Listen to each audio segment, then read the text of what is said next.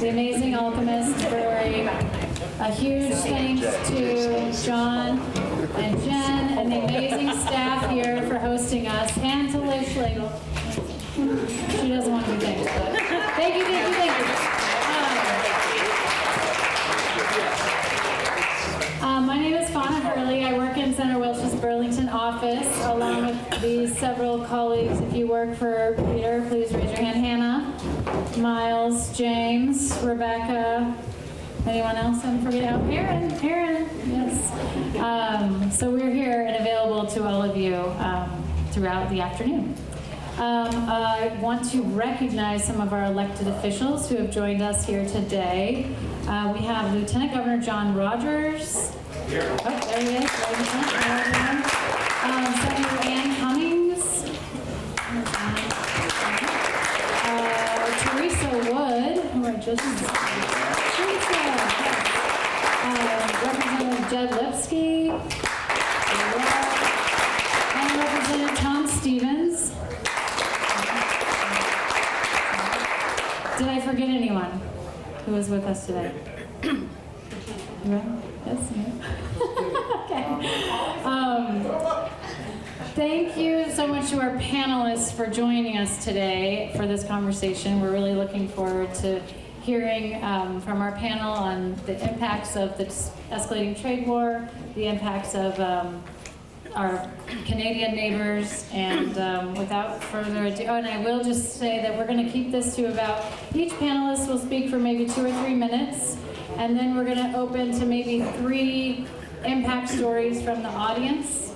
And again, if you don't have a chance to share in this group, any of the Welch staff would be very happy to speak with you after this speaking portion of the event. So, without further ado, I will leave it to Senator Welch.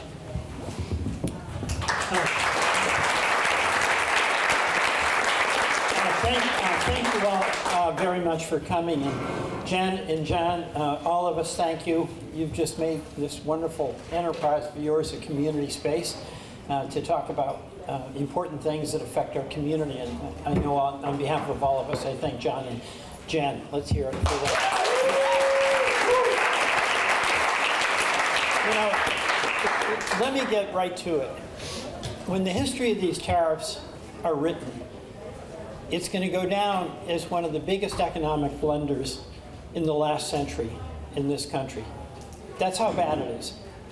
And let me just go through why. Number one, the ARA tax. It's going to increase cost. And it's everything from beer to dairy farmers who are buying fertilizer from Canada, to folks who are manufacturing products here with Chinese parts. So the costs are going to go up. As the costs go up, the demand goes down. So the likelihood is you're going to get inflation and higher unemployment. Second, it has a particular impact on those of us on the northern border. We've had 2 roundtables in Newport and St. Albans, and a lot of our Canadian friends are there. And they just talk about the impact on them. And by the way, the 90-day pause does not affect the Canada tariffs. Okay, so we're going to be dealing with them.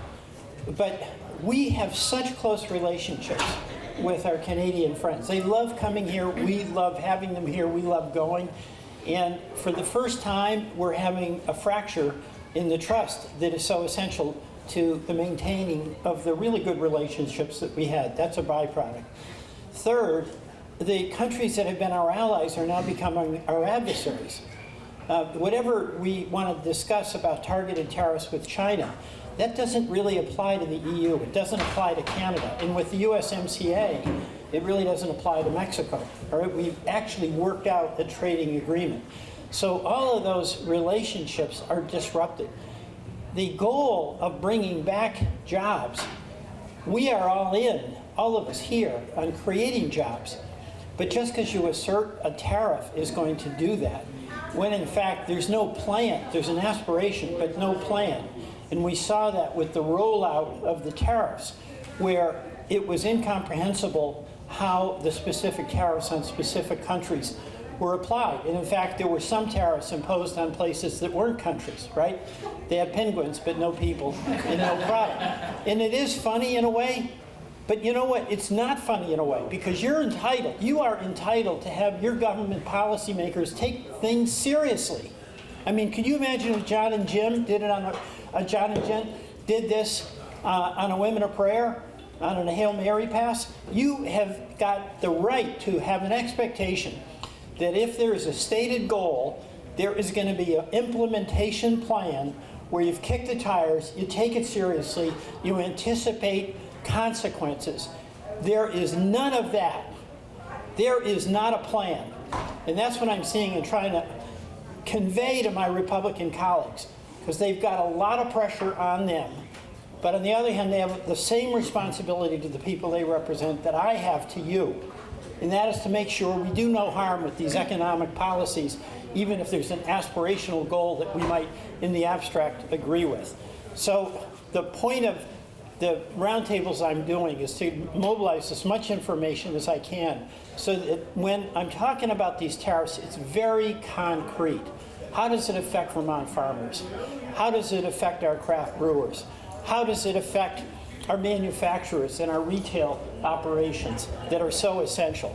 And then what's the long-term, how does it affect our relationships with long-term allies who are on our side when it comes to the goal of creating good local jobs, respecting the environment, and doing things in a way that provides mutual benefit. So I want to thank everybody for being here today.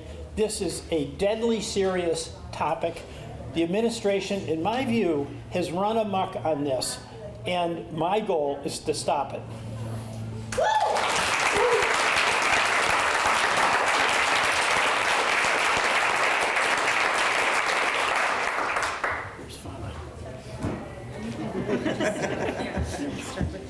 Mic drop. Thank you, Senator Welch. I'm going to just start with Jen, our lovely host, and then go. You guys can pass it around. Thank you, Fonda. Thanks, Senator Welch. Thanks for having us all here today. I just want to start by saying, we're not going to leave here with answers, but what I really love about today, and I shared with Peter before we got together, is that we can sit here and we're around like-minded people that just really care, and that just feels good. So, thank you.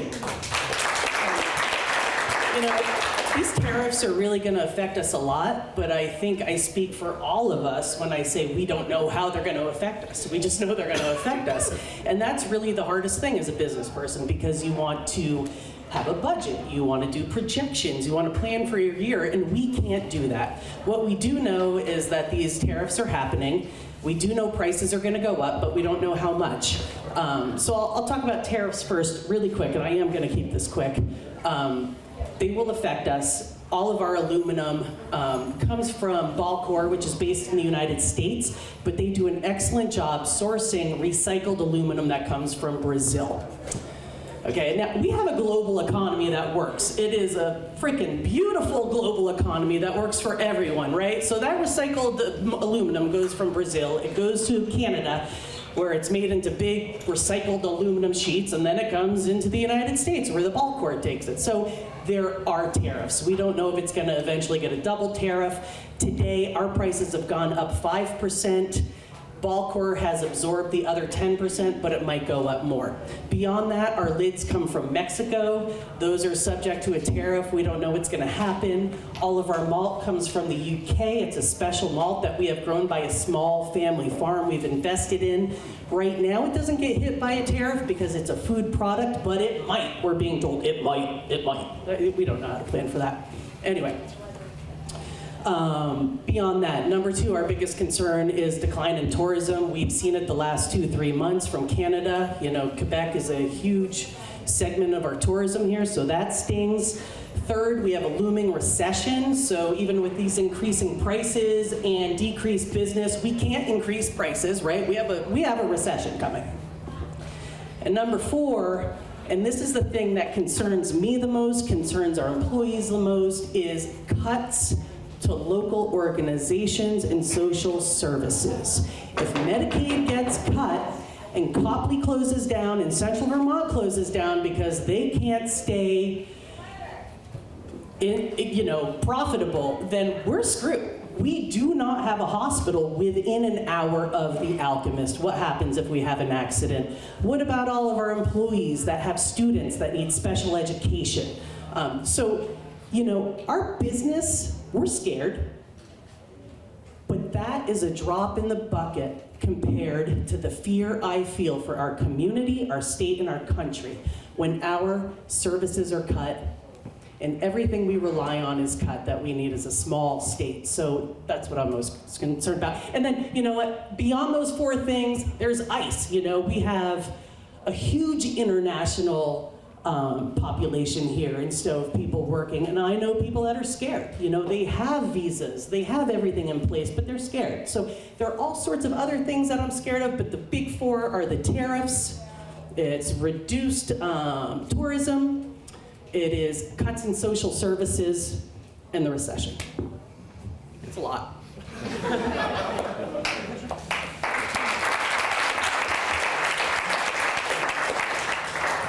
Well said. My name is Jason Leventhal. I own J Skis. So I've been in the ski industry for 30 years. There's always ups and downs in a winter sports business. It's very seasonal. You know, you're doing basically 6 months a year worth of business. The other 6 months, you're not doing any. So for us, this is our off season for selling. The challenge is we sell about 40% of our product in November and December. So we really don't know how it's going to affect us until it's essentially too late for the year end, you know. So we, as said, you know, the recession, the lack of consumer confidence that's coming, we need to really hedge our bets. So we've already planned on cutting 70% of our marketing. There's really no other choice. We have to cut because we're going to pay more for product. Our product is made in Canada, just over the border. I'm very proud to be making in Canada. I've had a relationship with them for over a decade. Good group of skiers and snowboarders making our skis. I can drive there. There's no other factory in North America that close to us or even as an option. We already placed our order last year for this product. So no matter what policy changes are made, we can do nothing about it at this point because our product has been ordered for months. It's coming to us in December or, you know, August through December. And what we pay, we don't know. Again, we need to hedge our bets because depending on where that tariff is, it could be anywhere from 10 to 25%. And so for us, buying essentially $1 million in skis, we could be paying $200,000 more for the same ski. Where are you gonna get that money? I either have to cut my costs, which people or marketing, those expenses, without them, I'll probably sell less. So it's gonna be even harder to sell. So it's really a catch-22, and there's not much we can do. We can't sell more product to make more money to pay these additional taxes. And unfortunately, a lot of people, I believe, in America just don't even understand that this is essentially a tax on the consumer. That's a huge challenge. Like, that message has to get out, and it needs to be crystal clear, very simple, so that there's more pressure on the government to change than simply politicians telling them to change. It has to come from the people, power to the people. So that's just some of our many challenges, and we're just crossing our fingers and trying to get ahead of it by reducing our spending, which is not the healthiest thing. As you said, jobs and everything else depends on that.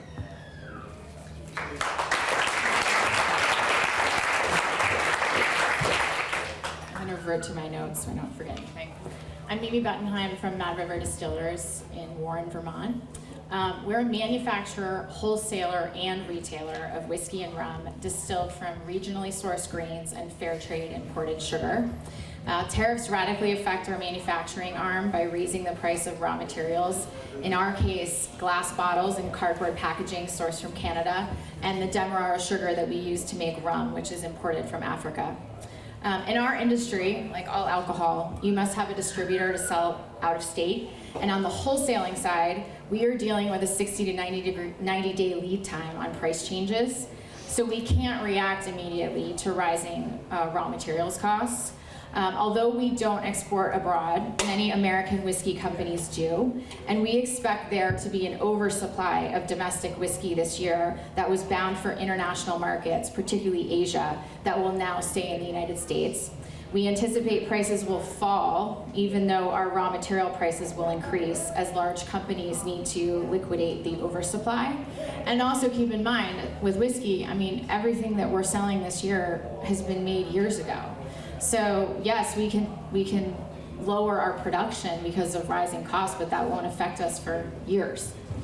On the home front, we have retail stores in both Burlington and Stowe, which are typically filled with Canadian visitors over the summer. We don't expect them to visit this year, and all of our Vermont Direct event business is overwhelmingly reliant on tourism.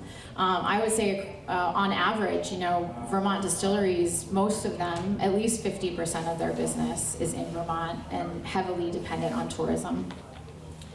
All these factors are similar for the 22 members of the Distilled Spirits Council of Vermont.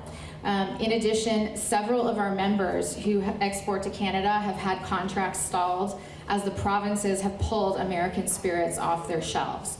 And again, that's not product, it has special packaging. You can't just, I guess you could dump it out, but what a waste of packaging.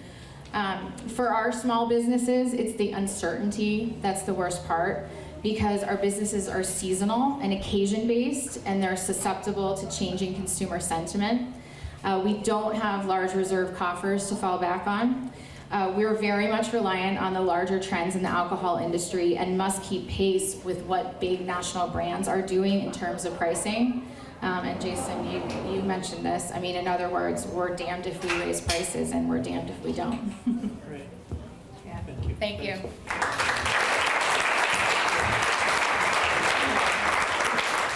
Hello, everyone. John Lacey. I'm with Burton Snowboards, CEO, and thank you for having us here. This is having a major impact on our business. You guys talk about the global economy. We think about our responsibility is out to bring the joy of snowboarding to anyone around the world. We definitely think about what it means in our home court, but we have a greater responsibility as an organization. We have over 800 employees around the world, 400 of which are based in the Burlington area, and that's inclusive of our retail store, but primarily in manufacturing, sales, service, marketing, you name it. And the way we've looked at this, the one thing is the distraction as an organization. Our time is being absorbed across all elements of the company to figure out what the hell is going on, trying to navigate in the uncertainty of reality that we are in. We source 2/3 of our product across Far East Asia, be it Vietnam, China, we're in all areas of Europe, and this uncertainty plays every day with some new level of potential cost, some level of how we will be able to import goods, what are the rules on manufacturing when it comes to raw material, and how that all is going to add up and affect the consumer. So we have a large employee base that is extremely nervous about what things are going to look like. We have a consumer sentiment, which we have watched over really the coming months, has seen the consumer confidence has been slipping since the administration has taken place. And we have felt it in our business, even with a great winter in most areas of the world. And then you lay the hammer with this scenario of uncertainty and how are we going to navigate. So knowing we've got 2/3 of our goods, when you're looking at 46 to 145% increases on cost of goods, it goes directly to the consumer. We can absorb as much. We're privately held, for you all that know. Donna and Jake Carpenter have established their life here in Stowe. This is tough as a private company. We can't just navigate on endless debt. We need to be a responsible citizen in how we can continue to navigate as an organization. So we are facing these challenges, as Jay said. We've been in manufacturing for the past 6 months to prepare for good delivery for our wholesale partners and our consumers. There's not a lot of options to pick up and move. It takes 3-4 years. We had moved to Vietnam 8 to 10 years ago because it was safe haven, according to our administration. There's nothing safe any longer. So we are exploring other alternatives in different areas of manufacturing, but by the time we set up, who knows what will happen next. So I think the big pain that we have is we're going to recognize recession is around the corner. We've seen consumer sentiment move down in price. What once was maybe a premium market a few years ago, we're seeing just a big shift in how consumers are spending their dollars, and now this fear just allows them to put their wallet back in their pants and say, you know what, we're nervous. We don't want to be making these purchases. We will be raising prices, we'll be absorbing profitability, and we'll be partnering with our supply base to see what absorptions can occur. But at this point, we even have some pause on manufacturing overseas. We've paused some of our containers that are in motion because of uncertainty. We've received a lot of inputs on things to do, but how can you navigate a playbook when you don't know what the rules on the board are? So we are hoping that this administration and the support of Senator Welch and the community here in Vermont, that can create a loud voice to help us navigate through this. But I just want to say thank you for having us. I think this is amazing to see a community out here. This is what Vermont can do. We've been based here since 1977, and we have no means of going anywhere but to try and solve this together. So thank you for having us, and let's just hope how we get through it.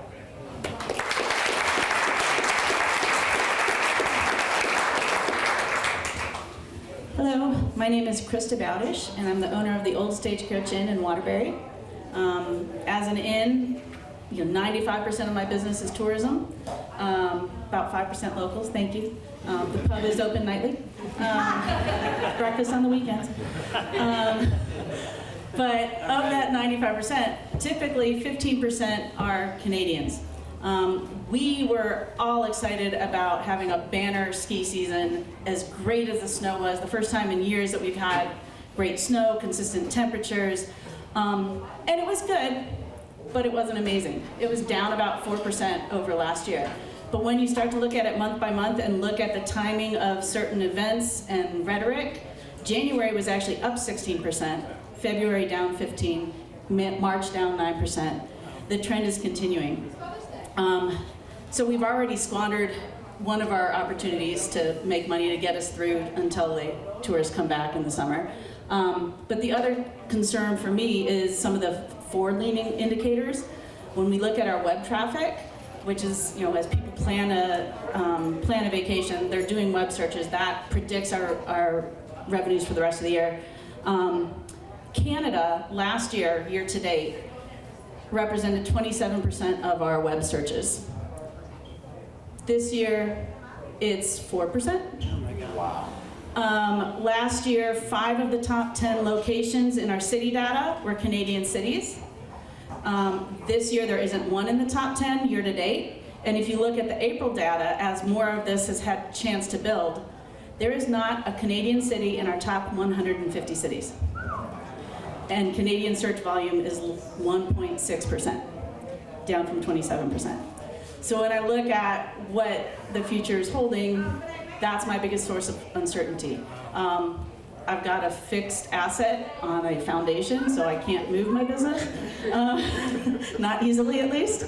And so, like everybody, I'm looking at staffing models. I'm looking at, number one, I'm not expanding the benefits that I was hoping to expand this year, and I may be clawing back some of the ones that I began last year. I'm definitely delaying capital improvement projects. It's just a time of uncertainty. And my bigger fear, I have had at least half a dozen clients reach out to specifically tell me we're canceling because of the politics. And one quote, I thought it was just eloquent. The gentleman named Ivan from Canada: "We appreciate you and your fine establishment in the state of Vermont. Unfortunately, we will not be traveling to the USA, specifically because POTUS has been disrespectful to Canada," the continued 51st state comments. And our prime minister continues calling him governor. It's not just the tariffs. It's not something that's going to be solved as soon as we conclude trade negotiations. This is permanent, or not permanent, but long-lasting damage to a relationship. And emotional damage takes time to heal. Yes. While people aren't visiting Vermont, they'll be finding new places to visit, making new memories, building new family traditions, and we will not recapture all of that. So that's my concern.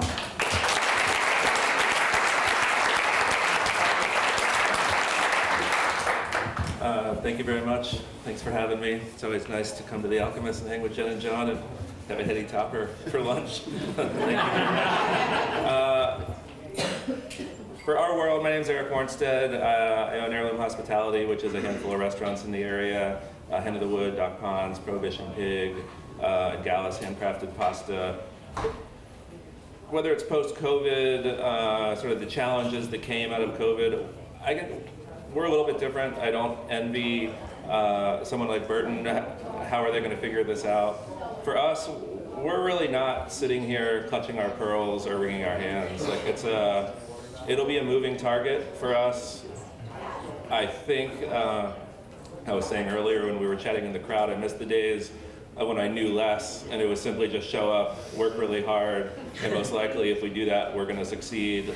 Since COVID, the only thing we really know is that if we focus on inside of our four walls, we're most likely going to get through this. I'm grateful that I live in Waterbury, a couple of our businesses are in Waterbury. I'm grateful to be in Vermont. My bigger concerns are more broad, big picture, social concerns, and then bigger economic concerns and how that ends up making its way to Vermont. If Burton maybe would have been hiring however many people next year, and now maybe they're not hiring anyone. Bigger companies that were going to grow are deciding to put the pause on that. Kids out of school thought they were going to have a job, and now they're not going to have one. What happens in 5 months, 10 months, 12 months, 2 years, that's sort of where I get a little bit more nervous, the up and downs of the economy and what happens with people coming to the state of Vermont. The Canadian component, it's anecdotal for us at this point. We have very similar emails, people that have been coming to us for almost 20 years. We love you, thank you, just so you know we're not coming this summer. That hurts, that's disappointing. I think they know most of us are on their side, and my hope is that maybe when some of the heat gets turned down, summer comes, beautiful weather, that maybe they'll put that aside and come to Church Street in Burlington, come hang out in Waterbury and the Alchemist and all the places. But for now, we're trying to slow our roll a little bit. I can't roll into work every day panicking about whether the cost of olive oil or something is going to change. We are very on top of our costs, way so more than we used to be when we were younger. That target is moving and we'll move with it, and hopefully the community will follow us and tourism will stay at least a certain level that keeps us profitable and keeps this machine going for the long haul. There's a lot more angst that comes with it, but I think we just can't roll in. I can't roll in as an owner having that angst every single day with, we have a staff of 180 people at this point. We're a big little company or a little big company. We're still getting our feet under us from post-COVID. We just can't sort of have this constant angst hand-wringing daily for us. So I don't think I have a ton more to offer for here. For us, it's showing up and putting our head down and focusing on our people and our community. I think, sadly, in our world in terms of being protective, things like raises and things like that are coming at sort of a cost of living increase this year.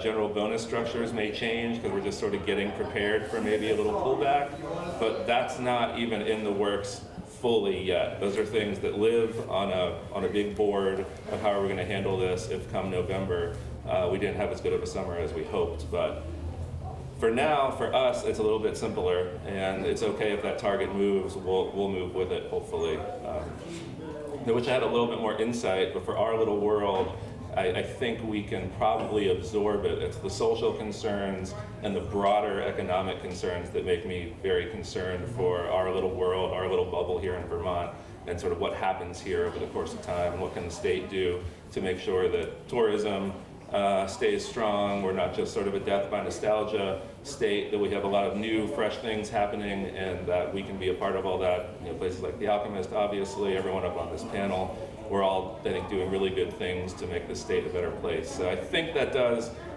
help push this for another couple of years, and hopefully, without getting too specific, I do think this administration is pretty awful at poker, and they're going to show their hands, and I do think that my personal thought is that some of this stuff isn't going to go through once the rubber meets the road, hopefully. But maybe that's just wishful thinking. So, anyway, thank you.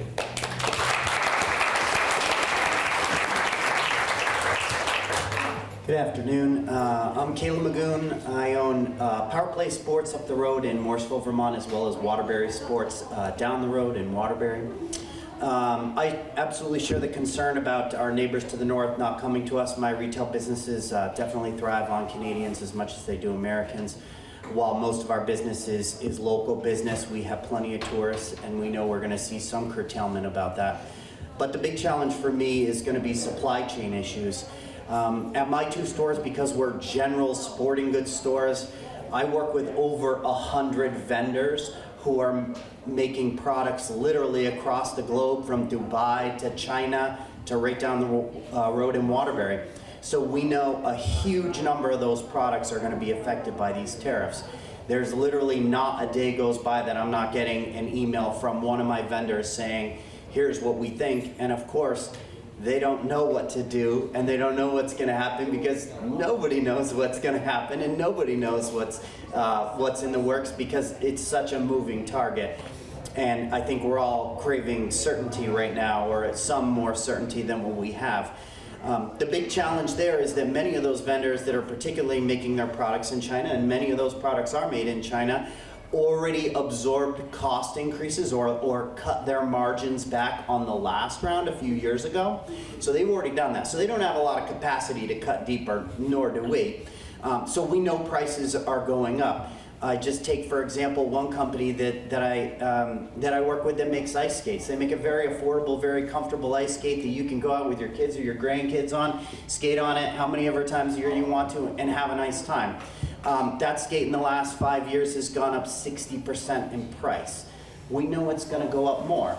If you're only skating a handful of times a year with your kids, you're starting to think about whether it's worth it or not. So your enjoyment of life, your quality of life, and my bottom line are all being affected by those decisions, because that price is just going up past the point at which it's really viable to do that. So we're really worried about price increases. Some of those same vendors are pausing their products, pausing shipment of those products. We had a pretty good year this year. That was really nice. But if those products are paused before they get sent over here, we're worried about availability in the fall. If I don't have the product, I can't sell it, right? I can't make money, you can't buy it. So those are all challenges we're facing. We are heavily dependent on the ski and snowboard industry here. We work with Burton, we work with our local ski hills. It's super important. The margins in the industry aren't great. It's an uncertain industry. We live and die by how much snow we get here. And in the current state of climate change, that's a really uncomfortable place to be. So adding more cost and more uncertainty is not awesome. And in particular, it's an expensive sport, but it's a sport for everyone, and it's a sport that a lot of people love and enjoy. And I can tell you, as a kid who grew up in Vermont, right up the road in Hyde Park, and would not have had the opportunity to ski because of the cost of it if there hadn't been our local ski programs available to me, it makes me really sick to the stomach to know that some kids might not be getting into skiing and snowboarding because of increasing costs. Jason said it, these tariffs are a tax. They're a tax on you and me. We're all gonna pay for it. It's all gonna get passed on to us. And what really is unsettling to me is, where is that money gonna go? And if a bunch of local kids aren't gonna get to learn to ski and snowboard because millionaires and billionaires are getting a tax cut, that really doesn't sit well with me at all. And that's a problem for me, because I'm gonna get pinched along the way as well. And our local businesses are going to be threatened, and I think we need some certainty, and I'm praying we can find a way out of this before the impact is real and permanent.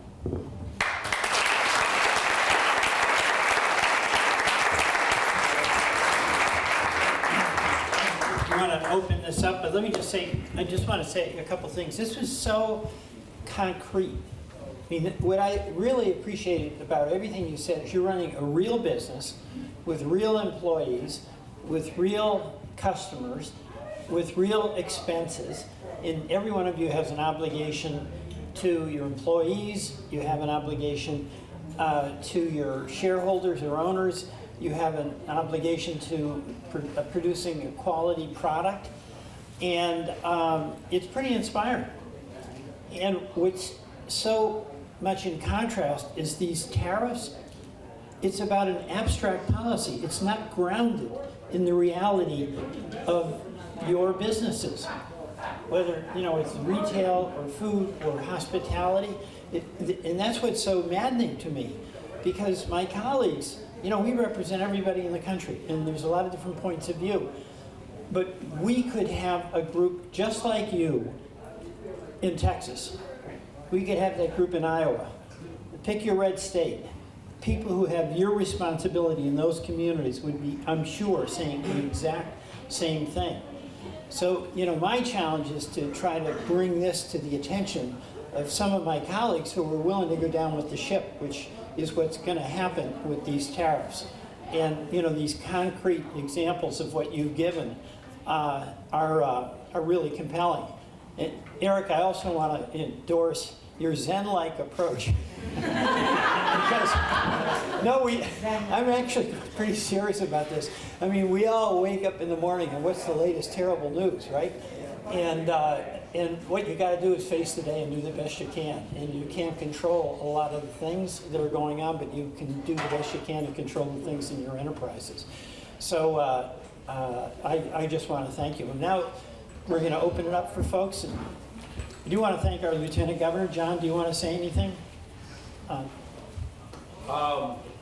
I thank you for coming out, and I thank all these business owners for speaking up, because that is one of the things that I hear over and over from some of the right-wingers around the state, is that we got to give it time. And how much time? Until everybody goes out of business, until kids don't have food, until people don't have health care.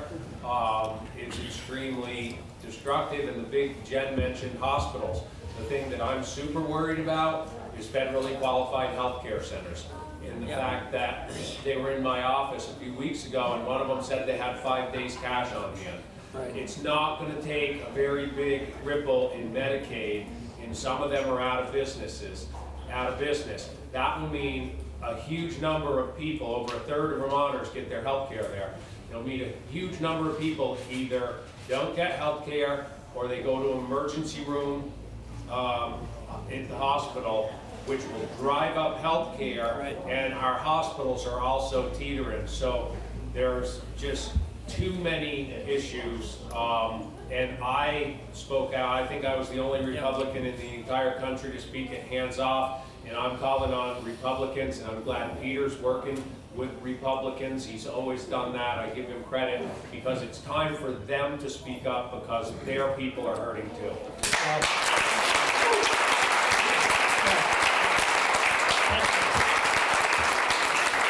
Thank you, John, because that is true. We're all going to be affected by this, and it doesn't matter what your political point of view is. It doesn't matter what your business is. If you're lucky, you won't be hit as hard.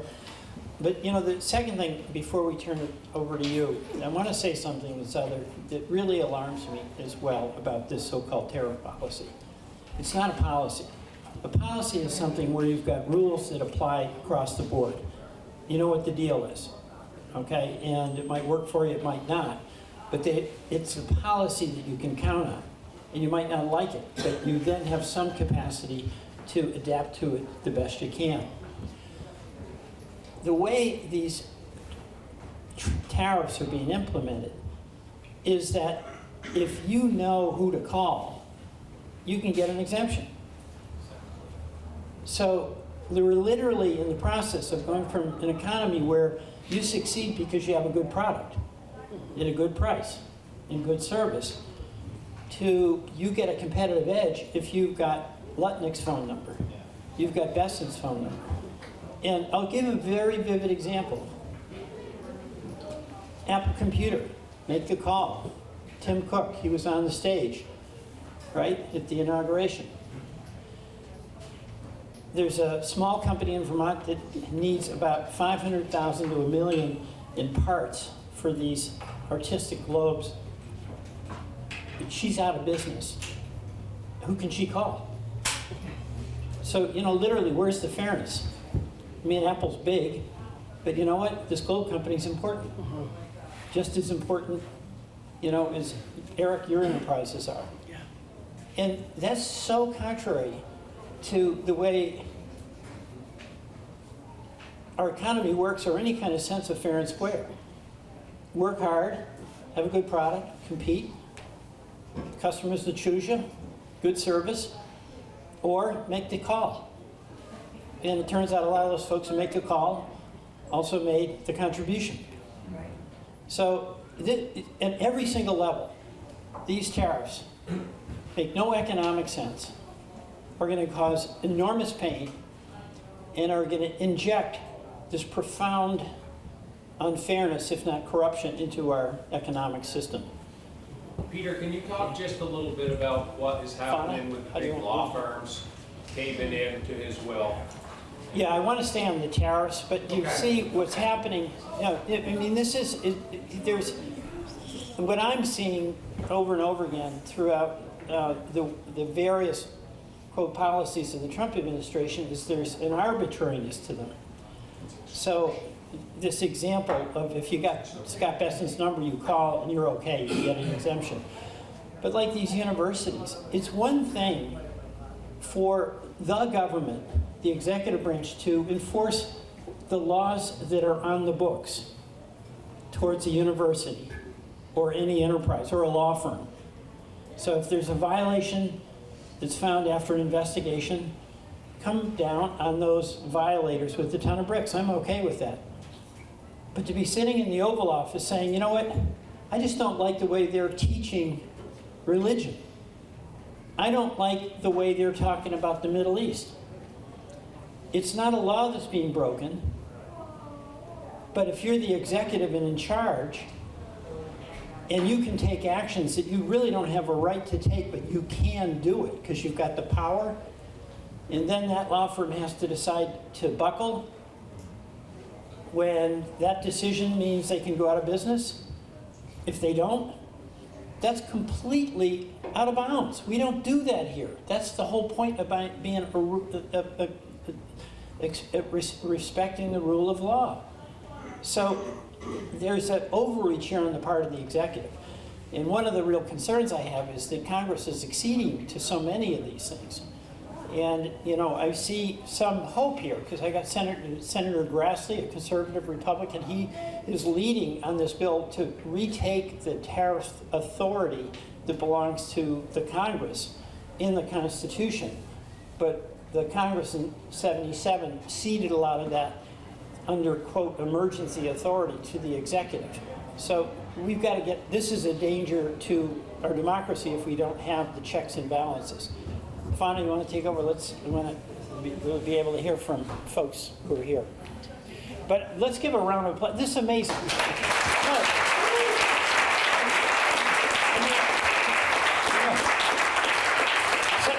Some people think I have a hard job. Peter, how do you do it, right? And what I always say is exercise in beer and bourbon, all right? But you know what's a hard job? It's making it run every single day, maintaining the quality, dealing with all the uncertainty. It's like so inspiring to me to be around people who are just hanging in there every single day, totally committed to their good product, totally committed to their employees, totally committed to their community. I mean, we're so blessed to have so many employers like this in the state of Vermont, many of whom are right here. Fauna?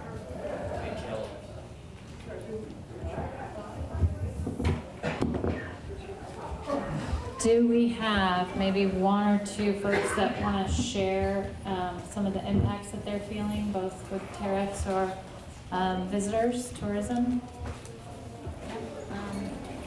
I'm a bit corded, so you can come up here. Yeah, yards. Hey there. Thank you very much, Senator Welch. Thank you very much. I'm Mark Yardley. I'm head of global sales for Darn Tough.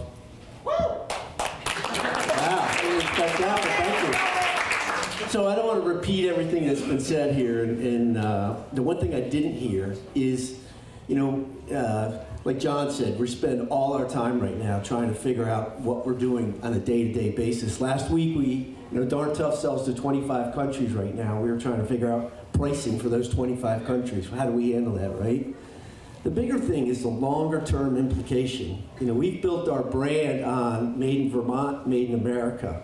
And John, I don't know if you see this, but now we're starting to see in our feeds, especially our social feeds in Europe and in the UK, love your product, not going to buy it anymore. Not until the administration's gone.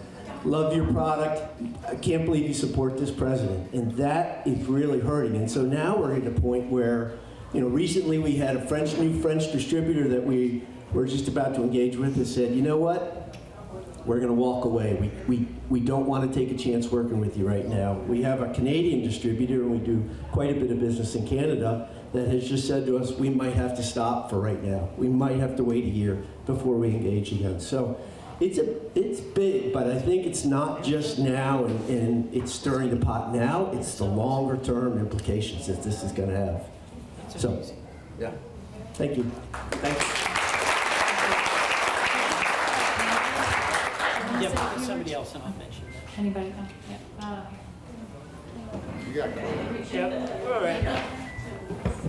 Thanks so much, and thank you, Senator. I'm Danny Kelman. I'm with Vermont Hudson Trails, and could repeat so much of what everyone has said, but some other things to think about is nonprofits. So many of us in the recreation space are working in nonprofits. We don't have I'm working on the Zen, but we come in every day knowing that we might need to stop all of our projects and programs just to keep our 6 employees employed, just to make sure that they don't lose their jobs. We're having to think about how we talk about outdoor education and our partnerships with nonprofits like Vermont Adaptive, because some of that comes from state or federal funding, and we're scared to say equity and inclusion and adaptive trails. We say it proudly, but we don't know what the consequences are gonna be. Things like we build huts in the backcountry along with conservation of thousands, tens of thousands of acres of land. And lumber doesn't just, it does grow on trees, doesn't it? But the administration says things like, why do you have to get wood from Canada? That's where it grows. That's where it comes from. And so we're thinking about, how do we afford this lumber? Are folks not going to give it to us anymore? And it's not just about Canadians who don't want to visit, but we're a nonprofit trying to raise money. We had a big fundraising event planned for Montreal, and that was canceled because they were like, you probably shouldn't come here. You probably shouldn't be asking for money. We support what you do, but it doesn't look good. So the dominoes just fall each day. Each day it's a partner who can't perform the NEPA review because federal or U.S. Forest Service employees were laid off. So the uncertainty is so real. We're just trying to keep folks employed. We're trying to keep doing the good work that we do, partnering with other orgs. But every day it's a little bit scarier. So really, really deeply appreciate the message going forward. Sometimes we don't feel like we have a voice, and so to have one is invaluable.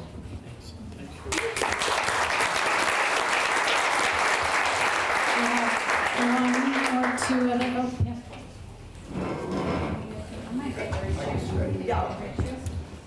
Yeah.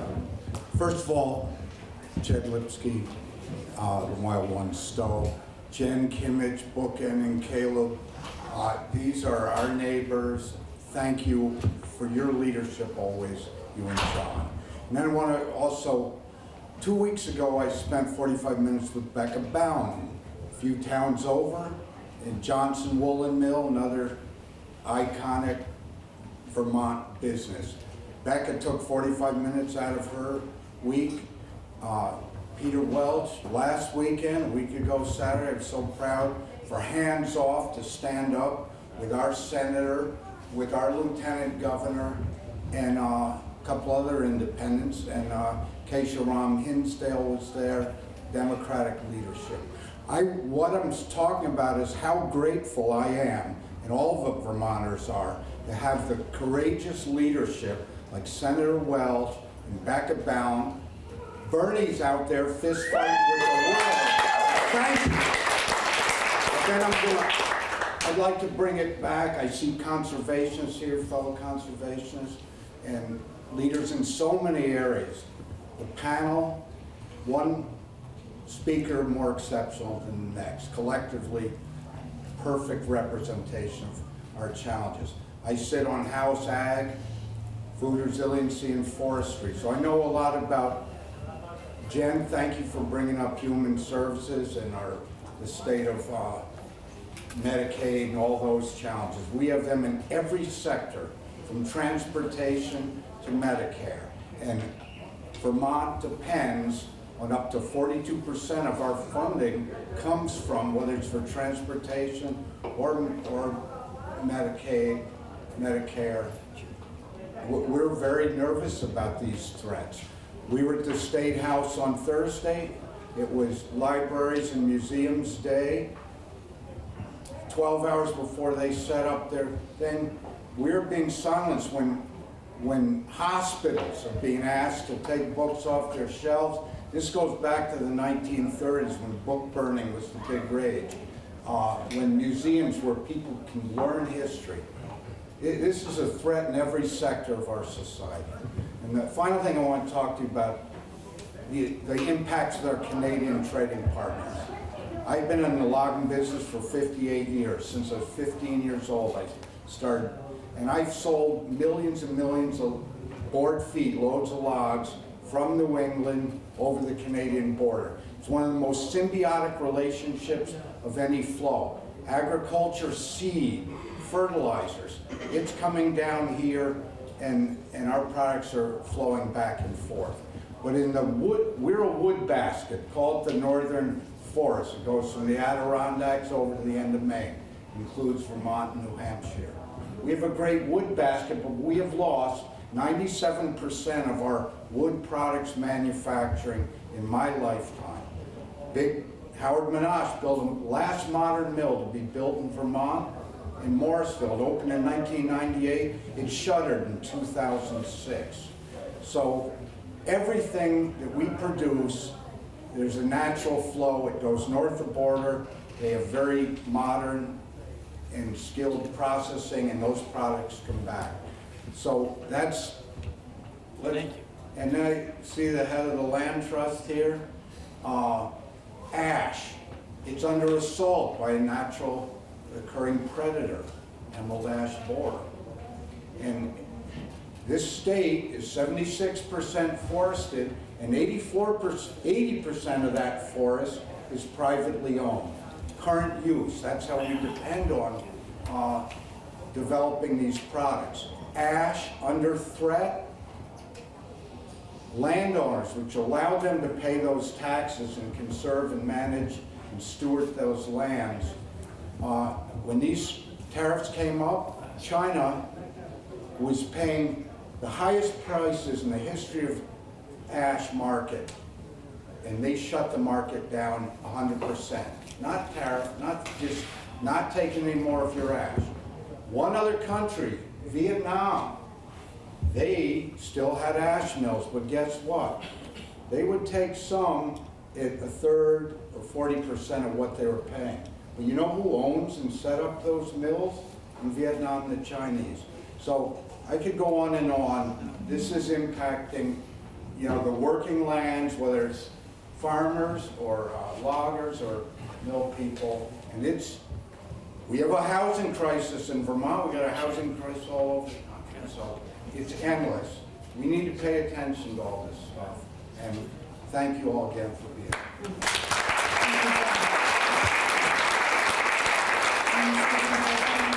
you want to say closing remarks? Yeah,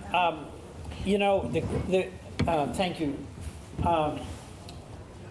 We kind of get it. This is a self-inflicted wound, these tariffs.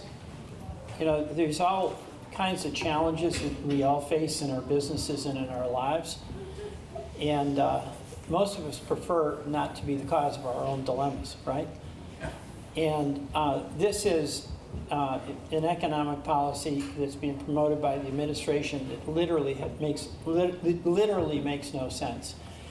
And the difficult challenge we have is that there's a lot of folks who do have faith in the president. They see him in a way that maybe some folks here don't.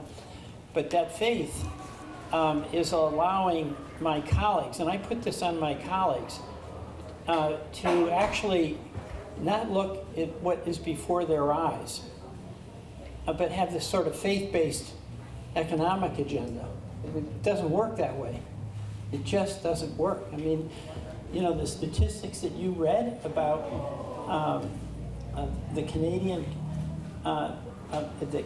visits to your website, I mean, that's reality, all right? That's got to be acknowledged. And what you're talking about, as I mentioned, is what people in all parts of our country are talking about. So my goal is to get as many of my colleagues to just pay attention to your stories, because your stories are not just here in Stowe. Your stories are, they're literally everywhere. And I'm truly concerned about this, because I do think with these costs going up and the kind of practical challenges that you have to face in your businesses, with the uncertainty, which everybody knows is the least you can't deal with uncertainty when you're making real world decisions. This is all a self-inflicted wound. So my determined goal is to do everything possible to reverse this as sooner rather than later. And it's an uphill battle, but your voices make a huge difference. In part of my effort, too, is inspired by the close connection we have to Canada. So tomorrow I'm heading up to Canada and be meeting with some of my counterparts up there and your counterparts, businesses there, that desperately want to hang on to that special relationship that we have with one another.